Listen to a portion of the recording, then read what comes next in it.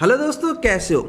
दोस्तों, ये तो आपको पता ही है कि एसएसडी लगाने से सिस्टम की स्पीड को बहुत ही ज़्यादा फास्ट किया जा सकता है। और अगर आप एक सैमसंग लवर हैं, सैमसंग के प्रोडक्ट को काफ़ी पसंद करते हैं, तो आज मैं आपके लिए लेके आया हूँ सैमसंग की 3 ऐसी NVMe SSDs जिनको लगा करके आप अपने सिस्टम की स्पीड को बहुत ही ज़्यादा फास्ट कर सकते हैं। तीनों SSDs सैमसंग 970 EVO प्लस, 980 और 980 प्रो, इन तीनों को आपस में आज हम कंपेयर करेंगे और ये जानने की कोशिश करेंगे कि आपके लिए आपके बजट में कौन सी SSD बेस्ट रहेगी। अभी सैमसंग के अंदर 970 EVO प्लस, 980 और 980 प्रो, ये 3 टाइप के मॉडल्स अवेलेबल हैं, जिनके अंदर आपको 250 GB, 500 GB, 1 TB, 2 TB का वेरिएंट आसानी से मिल जाता है। तो प्राइस की अगर हम बात करते हैं तो यहाँ पर मैं एवरेज 1 TB के प्राइस को लेकर के चल रहा हूँ, जिसके अंदर 970 EVO प्लस अगर आप बाय करते हैं तो इसका प्राइस तकरीबन 12,400 रुपए के आसपास होता है। 980 अगर आप बाय करते हैं तो तकरीबन 8,700 रुपए के आसपास का प्राइस है, और 980 प्रो जो है वो 17,200 रुपए के आसपास कॉस्ट करता है। अब दोस्तों, प्राइस के अकॉर्डिंग अगर कंपैरिजन करते हैं तो 980 प्रो जो है वो सबसे ज्यादा कॉस्ट करती है, 980 के मुकाबले में तकरीबन दोगुना कॉस्ट करती है। तो क्या 980 प्रो ही सबसे बेस्ट है?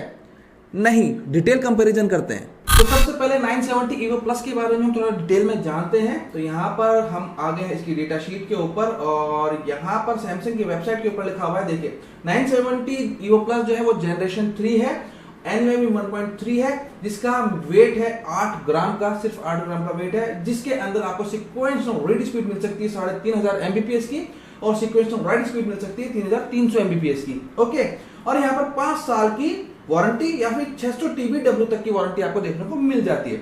ओके, अब इसको थोड़ा और डिटेल में जानते हैं और स्क्रॉल करते हैं हम यहाँ पर। अब देखिए यहाँ पर इसमें दे रखा है storage memory Samsung VNAND 3-bit MLC।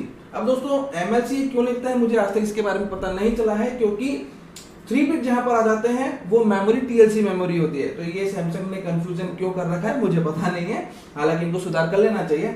अब 970 EVO प्लस जो है वो उसके अंदर 1 GB की लो पावर DRAM दी गई है, और शायद इसी वजह से इसकी कॉस्ट इतनी ज्यादा है। ओके, और इसके एक और फंक्शन होता है MTBF, तो वो भी चेक कर लेते हैं। यहाँ पर इसका MTBF दिया गया है 1.5 मिलियन आवर्स का। ओके, अब हम करते हैं 980 स्पेसिफिकेशन में अगर हम जाते हैं तो यहाँ पर इसका भी इंटरफेस जो है वो 3.0 है, PCI 3.0 है, ये आ गया इसके स्पेसिफिकेशन। ठीक है, PCI 3.0 X4 पर काम करती है, NVMe 1.4 टाइप इसका दिया गया है।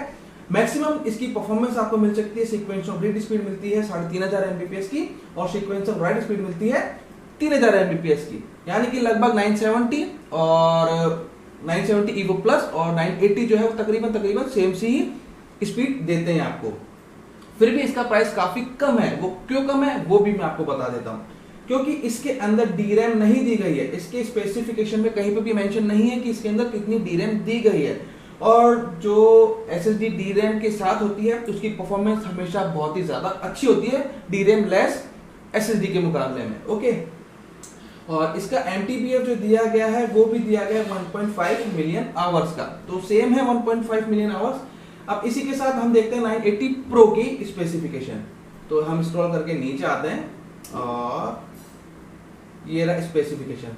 अब देखिए 970 EVO प्लस और 980 ये दोनों PCIe 3.0 पर काम करती है, और 980 प्रो जो है वो PCIe Gen 4 पर काम करती है। ओके, इसकी मैक्सिमम स्पीड जो आपको मिलती है, सीक्वेंस ऑफ रीड स्पीड मिलती है 6900 Mbps की, और सीक्वेंस ऑफ राइट स्पीड मिलती है 5000 Mbps की।